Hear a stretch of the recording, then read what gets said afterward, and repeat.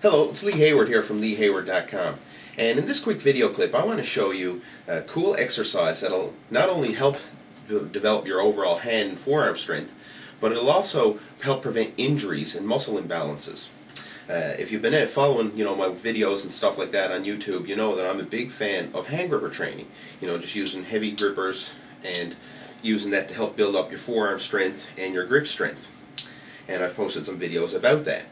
But one little thing that I like to do in addition to training the grip, because what happens is very often when you're focusing on grip training, you're focusing on closing your hand and the muscles that involve with gripping, and you ignore the muscles that open the hand and these small extensor muscles that run along the forearms that use to open your fingers.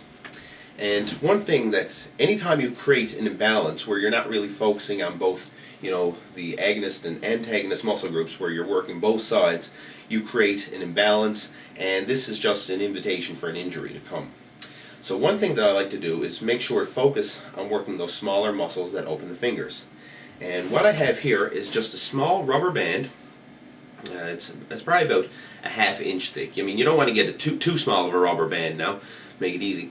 But I put this over my fingertips and over my thumb, just like so. And you can use this then to train your finger extensors by just opening your fingers against the resistance of the rubber band. And there's different variations that you can do with this. You can train all fingers at the same time like I'm doing here, or you can just wrap it around, say like your thumb and your index finger, train one finger at a time, and then do your middle finger, and just keep going through all your fingers like that and train them individually. You'll find that your smaller fingers, obviously your pinky and your ring finger, tend to be the weakest. But again, you can go through and work all those smaller muscles of the finger extensors.